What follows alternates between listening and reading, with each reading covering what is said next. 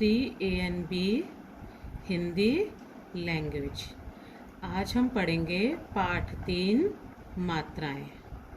आपको ये सबसे ऊपर पहले पिक्चर्स दिख रही हैं ना, ये क्या है? आइसक्रीम, भालू, सेब, तोता, किताब। बच्चों, ऊपर दिए गए चित्रों को देखो। उनके नीचे लिखे शब्दों में कुछ रंगीन चिन्ह दिखाई दे रहे हैं। ये रंगीन चिन्ह ही स्वरों की मात्राएं हैं। व्यंजन के साथ स्वर न लिखकर उनकी मात्रा लगाते हैं। अगर ये मात्राएं न होती तो शब्दों को इस प्रकार लिखा जाता: आइसक्रीम, भ आ ल उ, स ए ब, त ओ त आ, क ई त आब। इन्हें पढ़कर आपको खुद हंसी आ रही होगी और ये पढ़ने में भी अटपटे लग रहे हैं। इसलिए स्वर जब व्यंजन से मिलते हैं तब इनका रूप बदल जाता है और यह बदला हुआ रूप ही मात्रा कहलाता है। आपने पढ़े ना, आपने क्लास 1 में LKG HKG में आप क्या पढ़ते थे? स्वर और व्यंजन पढ़ते थे। स्वर कौन कौन से होते थे? अ आ इ ई उ ऊ री ए ऐ ओ औ अंग अह। और व्यंजन क्या होते हैं? क ख ग घ। लेकिन जो ऊपर के स्वर हैं उनको जब हम व्यंजन के साथ जोड़ते हैं, जैसे क में आ की मात्रा का, क में ई की मात्रा, तो ये क्या बन जाता है? सब मात्राएं बन जाती हैं। तो इन स्वरों को व्यंजन के साथ जोड़ने पर इनका रूप बदल जाता है, जिसको आप लोग 12 खड़ी भी कहते हैं। स्वरों की मात्राएं। अब जैसे देखिए स्वर अ में कोई मात्रा नहीं होती, तो जैसे म, च, क, ल, व ऐसे ही सेम रहता है। लेकिन आ की मात्रा में आप ये देखिए, आपकी बुक में दिख रहा है, एक डंडा दिख रहा है आपको। इसको ख में जोड़ेंगे तो खा बन जाता है, ल में जोड़ेंगे तो ला बन जाता है, च में जोड़ेंगे तो चा बन जाता है। जैसे खाना, राधा खाना खा, ये आ की मात्रा का है। छोटी ई, छोटी में आपने देखा पहले डंडी होती है और फिर मात्रा आगे की तरफ जाती है। जैसे ती, तितली, तितली उड़ रही है। इसके नीचे देखो बड़ी ई, बड़ी में आप देखो पीछे डंडा होता है और मात्रा आगे की तरफ होती है। जैसे च में बड़ी की मात्रा ची, चीनी, चाय में चीनी कम है। ऊ, छोटा ऊ, क में छोटा ऊ जोड़ेंगे तो बन जाता है कु, कुछ, आपको कुछ नहीं पता। ऊ, बड़ा ऊ, च में बड़ा ऊ जोड़ेंगे तो बन जाएगा चू, चूहा, चूहा भाग रहा है। री के अंदर कौन सी होती है? नीचे की तरफ लगती है मात्रा। जैसे व्री, व में री की मात्रा व्री, वृक्ष, वृक्ष हरा भरा है। ए और ए में ऊपर की आवाज आती है। जैसे र में ए की मात्रा जोड़ी रे, रेलगाड़ी, रेलगाड़ी पटरी पर चलती है। आई, जैसे स में आई की मात्रा जोड़ी तो सई, सैनिक, सैनिक खड़ा है।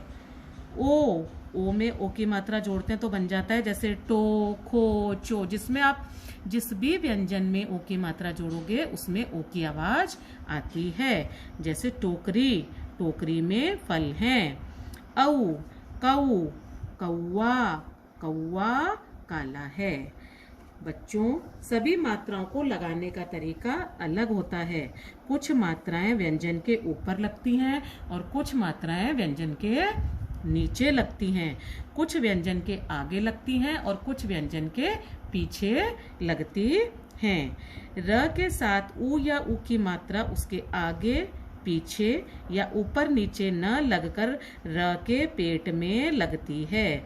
जैसे ये देखो आप, र नीचे इसके देखो ये आधा र है, र के नीचे आपको एक डंडी दिख रही है ना, इसको हलंत बोलते हैं। और इसके संग ये देखो प्लस छोटा ऊ, तो इसमें छोटे ऊ की मात्रा कहाँ लगी? आप देखिए, देखो र के पेट के अंदर, रुपया, रुई। और र के अंदर जो ये बड़ा ऊ है वो देखो रू कैसा लगा। देखो छोटे ऊ और बड़े ऊ में आपको डिफरेंस पता लग रहा है ना। इसमें गोला भी दिखाई दे रहा है, जैसे रूप अमरूद। री की मात्रा हमेशा व्यंजन के नीचे पैर पर लगती है, जैसे क प्लस री इज इक्वल टू क्री, कृपा, कृष्णा, कृपया आदि।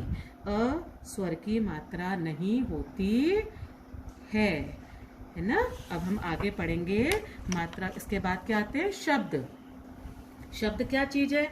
जब हम इन व्यंजन को जोड़ते हैं तो शब्द बनते हैं। ध्वनियों या वर्णों के मेल से शब्द बनते हैं, लेकिन किसी भी वर्ण को किसी भी वर्ण से मिला देने से शब्द नहीं बनता। जैसे क प्लस म प्लस ल, अगर हम इसको साथ में लिखकर देखेंगे तो बन जाता है कमल, है ना। जैसे बुक में देखो आप, म प्लस र प्लस ग, मरग, लेकिन ये कोई शब्द है नहीं है। जो भी शब्द बनता है वो सार्थक होना चाहिए। सार्थक का मतलब है उसका अर्थ होना चाहिए, मीनिंगफुल होना चाहिए।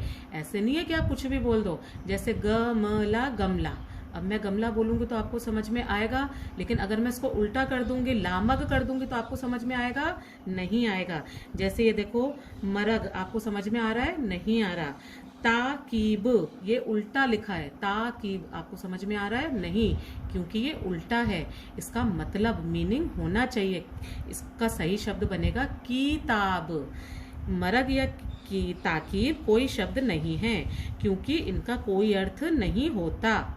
लेकिन यदि हम इन वर्णों को सही क्रम में लिखेंगे तो सही शब्द कहलाएंगे।